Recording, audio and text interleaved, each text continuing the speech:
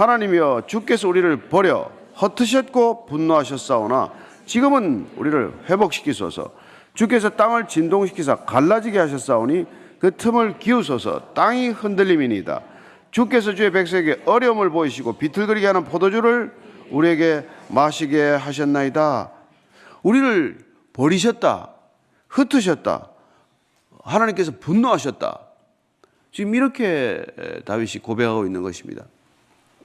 지금까지 쭉 연전연승을 해왔지만, 승리를 거두었지만, 지금 남쪽 지역에서 에돔에 의해서 상당히 지금 위기가 생기고 그 전쟁에서 일단 패색을 보고받고 나서 다윗은 지금 이런 반응을 보이고 있는 거예요.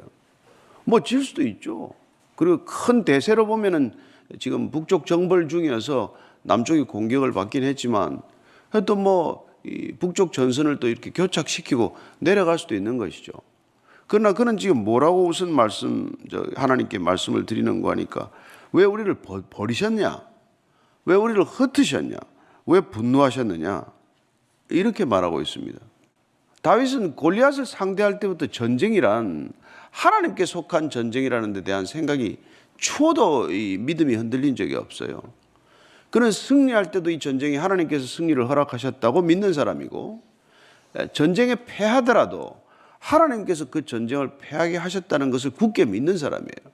그러니까 하나님께 다시 이 문제를 가지고 나간 거죠. 우리가 사무엘상 27장 47절을 보면은 그는 늘 이렇게 말하지 않습니까? 같이 읽습니다. 시작. 또 여호와의 구원하심이 칼과 창에 있지 아니함을 이 무리에게 알게 하리라. 전쟁은 여호와께 속한 것인즉 그가 너희를 우리 손에 넘기시리라. 하나님이 허락한 전쟁이라면 하나님께서 반드시 대적들을 내 손에 넘기실 것이라고 굳게 믿고 전쟁을 시작하는 거죠. 전쟁은 조금이라도 의심하면 전쟁이 안 됩니다. 이게 고전적으로 전쟁론에 따르면은 여러분 전쟁을 벌일 때는 상대방보다도 3배 이상의 압도적인 우위에 있을 때 전쟁이 일어나요. 이길 승산이 있어야 전쟁을 벌이지. 여러분 승산이 없는데 무슨 전쟁이 됩니까? 다윗과 골리앗은 전쟁이 안 돼, 싸움이 안 되잖아요. 근데 왜 싸움이 그때 벌어졌습니까? 이 싸움이 내게 속한 것이 아니라 하나님께서 이 전쟁을 벌이신 것이고 이기게 하실 것이고, 그 하나님이 개입하시면 전쟁은 질 수 없다는 믿음을 가지고 시작한 거란 말이죠. 그래서 다윗은 사실 블레셋하고 이긴 것도 말이 안 되죠. 블레셋은 그 당시 철기 문화예요. 그 다음에 이스라엘 백성들은 이렇게 청동기 문화에 아직 머물러 있더니 무기 질러 보면 싸움이 안 되는 것이죠. 블레셋을 쳐서 이기고 또 모압을 쳐서 이기고 계속 승리를 거두어 갔던 것 자체가 하나님께서 승리를 허락하셨는데 왜 갑자기 이렇게 에돔으로부터 공격을 받게 하셨으며 이 전쟁에서 패하게 하셨습니까? 예. 그래서 지금은 우리를 회복시키소서, 우리를 회복시켜달라는 거예요. 여러분, 인간이 하나님한테 나갈 때는 회개하는 겁니다. 하나님이 인간에게 다가올 때는 그 회개의 기도를 듣고 왜 다가올 때는 회복시키시는 것입니다. 우리가 하나님한테 나가는 거는 회개로 나아가야 되는 것이죠. 그래서 하나님께서 우리를 나무라시고 흩으시고 진노하셨습니다. 예. 그러나 우리를 이제는 회복시켜 주십시오. 그렇게 말하는 것이죠. 땅을 진동시켜서 갈라지게 하셨사오니 지진이 났던 모양이죠. 그러니까 땅을 기우소서, 그 틈을 기우고 땅이 흔들립니다. 그 흔들림을 지금 멈춰달라는 것이죠. 그 다음에 주의 백성에게 어려움을 보이시고 비틀거리게 하는 포도주를 마시게 하셨습니다. 포도주의 잔, 이 비틀거리게 하는 잔은 진노의 잔, 심판의 잔 이런 뜻이에요. 하나님께서 우리를 여러분 전쟁에서 비틀거리면 큰일 아닙니까? 이렇게 그런 심판의 잔을 우리에게 마시게 하셨습니다. 그래서 우리가 역대하 7장 14절을 보면은 이렇게 말씀하십니다. 시작. 내 이름으로 일컫는 내 백성이 그들의 악한 길에서 떠나 스스로 낮추고 기도하여 내 얼굴을 찾으면 내가 하늘에서 듣고 그들의 죄를 사하고 그들의 땅을 고칠지라. 우리가 이런 어려운 상황에서도 얼굴을 낮추고 땅에 엎드려 하나님께 은혜를 구하면 하나님께서 기도를 들으시고 그 땅을 고치신다, 회복시켜 주신다. 이게 기도하는 목적이란 말이죠. 그러니까 우리가 여러분들 나갈 때는 우리는 잘못을 고백하고, 어쩌면 지금 잘못은 기록이 되어 있지 않지만 다윗이 지금 연전연승하는데 자만했을지도 모르죠. 전쟁이라는 게 좀 쉬었다 해야 되는데 이기니까 계속 전쟁을 벌인 거란 말이죠. 그래서 이게 다윗은 예민하게 그걸 간취한 거죠. 아, 하나님이 진노하셨구나. 예. 그리고는 이제 이렇게 기도하는 거예요. 4절입니다. 시작. 주를 경외하는 자에게 깃발을 주시고 진리를 위하여 달게 하셨나이다. 예. 이렇게 우리가 회개하고 나서 다시 하나님께서 우리를 회복시키실 때 어떻게 회복시키시냐? 우리가 주를 경외함으로써 회복이 되는 거예요. 우리가 다시 주님을 경외하고 하나님을 두려워하고 하나님을 다시 회복해 하실 때는 우리가 하나님께로 경외감을 회복하면은 회복될 줄로 믿습니다. 예. 그러면 깃발을 주시고 진리로 달게 한다는 거예요. 예. 우리가 하나님을 경외하는 경외감을 회복하면 그러면 우리는 승리가 우리에게 주어질 줄로 믿습니다. 자, 5절입니다. 시작. 주께서 사랑하시는 자를 건지시기 위하여 주의 오른손으로 구원하시고 응답하소서. 우리가 다시 주님께 사랑받는 자라는 것을 다시 한번 기억하고 우리가 다시 한번 주님에 대한 사랑을 회복할 때 주님께서는 우리에게 건지시고 구원하시고 응답하시는 것을 경험하게 하신다는 것이죠. 여러분, 우리가 주님의 사랑받는 자라는 이거 한 가지만 잊어버리지 않아도 우리가 그렇게 불안하지 않습니다. 주님께서 사랑하시는 자. 여러분, 주님께서 우리한테 사랑한다는 고백을 직접 들으시면은 여러분들 십자가까지 집니다. 우리가 여러분 가정이 말이죠, 어려움이 없어서 견디는 게 아닙니다. 그 가족들 간에 사랑이 진실되고 사랑이 두터우면 어떤 어려움도 지키는 거예요. 그래서 IMF 지나면서 여러분 기업 많이 넘어졌지 않습니까? 자살도 많이 했어요. 예, 다 무너졌는데 가장 오래 견딘 것은 누군지 아십니까? 돈이 많았고 뒤가 뭐 든든해서 기업이 오래 견딘 게 아니라 부부관계가 좋은 이 기업이 가장 오래 견뎠다 그래요. 다 털어먹어도 부인이 말이에요. 괜찮다. 다시 시작하면 됩니다. 우리가 언제는 뭐 있었습니까? 새로 시작하면 되잖아요. 그렇게 남편을 격려해주고 말이죠. 아내를 사랑하고 그런 부부는 다시 일었었지만은 그냥 뭐 아내가 말이지 내 그럴 줄 알았다. 네가 얼마나 가나 봤다. 이런 소리 하면 다 깨졌어요. 정말 가정을 든든히 지킬 필요가 있는 것이죠. 그리고 그는 말씀을 기억했어요. 말씀으로 회복되는 것입니다. 자, 6절부터 8절까지 시작. 하나님이 그의 거룩하심으로 말씀하시되 내가 뛰놀리라. 내가 세겜을 나누며 숫꽃 골짜기를 측량하리라. 길라앗이 내 것이요 므낫세도 내 것이며 에브라임은 내 머리에 투구요 유다는 나의 규이며 모압은 나의 목욕통이라. 에돔에는 나의 신발을 던지리라. 블레셋아 나로 말미암아 외치라 하셨도다. 이런 말씀을 들었건 이때까지 쭉 살아오면서 하나님 말씀을 들은 것을 정리했건 이런 말씀을 기억해야 되는 것이죠. 이런 놀라운 말씀들을 하나님이 넌 내 거다. 그랬으면 대책이 있겠죠. 그의 거룩하심으로 말씀하실 때 내가 뛰놀라. 내가 기뻐하겠다. 내가 세겜을 나누며 숫꽃 골짜기를 청해. 세겜은 여러분 이 요단 서편에 있는 핵심 도시 아니에요. 야곱이 처음 땅을 100커시다를 주고 샀던 땅이 그게 세겜 땅이란 말이에요. 예. 그리고 이게 요단 동편 쪽에는 숫꽃, 이게 중심 도시예요. 그러니까 요단 동편과 서편의 핵심 도시 그 두 개를 갖다가 내가 다시 배분하겠다. 다시 내가 그걸 너희들에게 주겠다. 이 약속을 기억하는 것이죠. 길르앗도 내고 길르앗, 므낫세, 에브라임, 유다 이거는 이스라엘 12지파 중에서 가장 핵심적인 지파들이에요.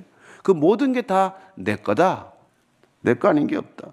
그 하나님이 내 걸 빼앗기겠습니까? 내 백성을 빼앗기겠습니까? 그런 말씀들이 기억나면 여러분 담대해지는 것이죠. 야곱아 너를 창조하신 이가 말씀하시느니라. 이스라엘아 너를 조성하신 이가 말씀하시느니라. 내가 너를 불렀고 내가 너를 지명하여 불렀나니 넌 내 것이라. 너는 내 것이라 하면 무조건 아멘 해야 되는 거예요. 예. 너는 내 것이라면 하나님이 여러분 우리가 하나님의 것이 되면 뭐가 여러분 문제가 있습니까? 그거 하나만 분명히 붙들고 나는 하나님께 속한 자다. 나는 세상을 살아가지만 여러분 이게 흔들려서 자꾸 여러분 불안한 거예요. 여러분 이게 있어야 여러분 죽을 때도 편안히 죽습니다. 30년간 장례 지도사 한 사람 역대 대통령도 몇 사람 그 장례 지내고 한 분 얘기 들어보니까 죽을 때만 확연히 드러나는 거예요. 신앙이 있는 사람은 그냥 얼굴이 평안하게 잘 떠나는데 그냥 뭐 안 죽겠다고 막 웅크리고 막 손을 쥐고 이거 경직돼가지고 나중에 손 푸는 건 나중에 시신 수습하기도 어렵대요.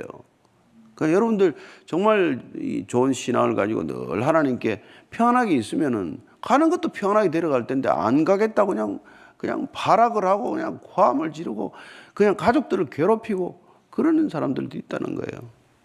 지위 고하를 막론하고 뭐 재벌이고 뭐 다 소용없대요. 저는 여러분들이 좋은 믿음을 가지고 늘 평안하기를 축원합니다. 길라앗도 내었고 므낫세도 내었고 에브라임도 내었고 유다도 다 내었고, 근데 모압은 나의 목욕통이래. 모압 목욕통. 옛날에 목욕통이라는 건 전쟁 끝나고 나면 얼마나 몸이 들어요. 그래서 승리를 이게 맛보는 게 목욕탕에 들어가는 거라는 거예요. 모압은 너희들이 승리하여서 가서 목욕하는 곳이다. 그 다음에 또 이제 전쟁한다고 신발을 아주 무거운 걸 신잖아요. 근데 신발을 던지지라. 이건 전쟁이 끝났기 때문에 이제 무거운 신발 벗어 던지는 거죠. 이것도 승리를 약속하는 말이에요. 지금 에돔 때문에 이 시를 쓰게 되는데, 에돔에 내 신발을 던지리라. 에돔은 결국 너희들 것이 될 것이다. 블레셋이 나로 말미암아 외치라 하시도다. 비명을 지르는 거죠. 이거는 승리의 함성이 아니라 블레셋도 너희들 때문에 절규하는 거죠. 자, 그러고 나서 지금 9절 10절입니다. 시작. 누가 나를 이끌어 견고한성에 들이며 누가 나를 에돔에 인도할까? 하나님이여 주께서 우리를 버리지 아니하셨나이까? 하나님의 주께서 우리 군대와 함께 나아가지 아니하시나이다. 이게 번역이 좀 아주 애매해가지고 앞뒤가 연결이 아주 힘들게 되어 있습니다. 자, 그런데 이런 약속을 받았는데 이런 말씀을 기억하고 회복시켜 주십시오. 기도의 목적은 어려움을 겪고 있는 우리를 다시 회복시켜 주십시오. 주님을 경외함으로, 주님을 사랑함으로, 말씀을 기억함으로 회복될 때 우리는 다시 현실에서, 전장에서, 직장에서, 일터에서 일어설 수 있는 것이죠. 그래서 그렇다면 주님, 누가 나를 이끌어서 견고한 성에 드리겠습니까? 나를 에돔에 누가 지금 에돔이 지금 일단 무너졌어요. 전세 무너졌으니까 지금 다윗이 직접 가려고 하는 것이죠. 하나님께서는 걱정하지 마라. 걱정하지 말라는 거예요. 저는 여러분들이 걱정하지 않게 되기를 바랍니다. 예레미야 애가서를 보면요, 예레미야 애가를 보면 3장 33절 이하를 제가 읽어드립니다. 주께서 인생으로 고생하게 하시며 근심하게 하시면 본심이 아니시로다. 세상에 있는 모든 갇힌 자들을 발로 밟는 것과 시존자의 얼굴 앞에서 사람의 재판을 굽게 하는 것과 사람의 송사를 억울하게 하는 것은 다 주께서 기쁘게 보시는 것이 아니로다. 이런 일들을 우리가 살다가 겪겠지만, 이런 일들을 겪는 것, 그런 것들을 통해서 우리가 고통받는 것, 그걸 그냥 내버려 두는 게 하나님의 본심이 아니라는 거예요. 내가 너희를 향한 나의 생각을 알아니 재앙이 아니로 평강이요 미래를 주는 것이다. 그 말씀을 기억하게 되시길 바랍니다. 그래서 12절을 이렇게 해석해야 돼요. 하나님이여 주께서 우리를 버리지 아니하셨지요. 하나님이여 주께서 우리 군대와 함께, 주님 우리와 함께 나아가실 것이죠. 이거 뒤에 보면 질문이 이게 의문문으로 되어 있어요. 안으시려고 합니까? 우리가 안 가시겠습니까? 주님 우리를 버리지 않으시겠죠. 우리와 함께 가시겠죠. 하는 그런 간구를 담고 있는 것이죠. 결론입니다. 11절 12절. 우리를 도와 대적을 치게 하소서. 사람의 구원은 헛됨이니이다. 우리가 하나님을 의지하고 용감하게 행하리니 그는 우리의 대적을 밟으실 이심이로다. 우리를 도와서 대적을 치게 해 주십시오. 사람에게 기대하지 않습니다. 사람의 구원이 어디 있습니까? 구원은 하나님께만 속한 것입니다. 사람의 도움은 헛된 것입니다. 믿었던 도움 제때 오는 거 보셨습니까? 믿었던 만큼 주시는 건 보셨습니까? 하나님만이 우리의 구원이십니다. 이렇게 외치는 것이죠. 그럴 때 하나님께서 크고 놀라운 일을 행하실 줄로 믿습니다. 잠언 3장 11절 12절 읽습니다. 시작. 아들아 내와의 징계를 경히 여기지 말라. 그 꾸지람을 싫어하지 말라. 대저 여호와께서 그 사랑하시는 자를 징계하시기를 마치 아비가 그 기뻐하는 아들을 징계함과 같이 하시느니라. 그래서 하나님께서 때로 우리를 징계하시는 것은 이게 데려온 자식이 아니라 친자식이구나, 이걸 확인하는 것이고, 버려둔 자식이 아니라 사랑하는 자식이구나. 그때 우리는 징계도 받고 채찍도 맞고 그런 거죠. 그래서 고난 주시는 걸 하나도 이상하게 여기지 말라. 늘 승리만 기대하는 건 사실 어리석은 일 아닙니까?